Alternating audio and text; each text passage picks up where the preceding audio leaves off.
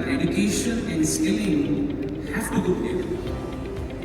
And when we talk about education, it's basically that we are learning from a body of knowledge which has been created over generations, which is always evolving. Skilling is something, how do I apply these things? Application is very necessary. And when we are building knowledge, skilling the workforce or the people who are there, I say workforce, is the student body which is there.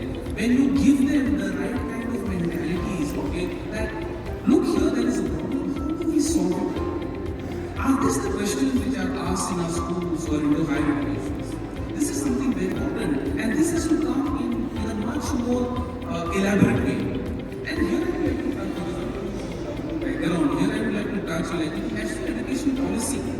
The policy itself talks very strongly about skilling to be coming right from school education, and that's why the terms like thinking has come in.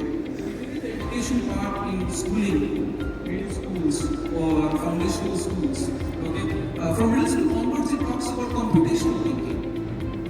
It talks about mathematics. It talks about problem solving.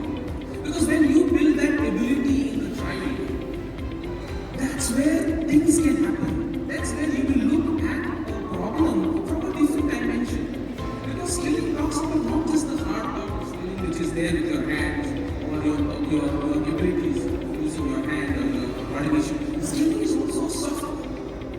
How do you bring empathy into skilling? How do you bring the cognitive abilities into skilling? How do you bring the social aspect into skilling? And this is where, when you opening remarks are very important, is how do I look at a teacher, okay, to bring those particular translations? Because you read opening statements saying that the teacher has been trained from the 1980s, the 1990s, who are actually going into that classroom, okay, and delivering this.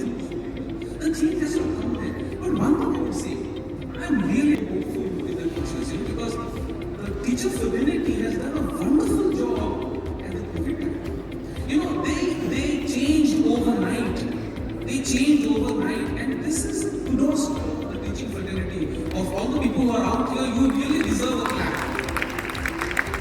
Because if you could do that, this is what we really require to do the NEP 2022, to take it in the right spirit of bringing that change in yourself. And I think so, India as a whole, the education system as a whole, will always rise. Because more than the policy makers, which are people like us sit in those AC rooms and draft policies, but the people on the ground, people on the grind, people in the shade and the sun and the rain, you all have done the change. And you all will make the change to bring that particular requirement. Because this is not just about what we are talking about, basic power.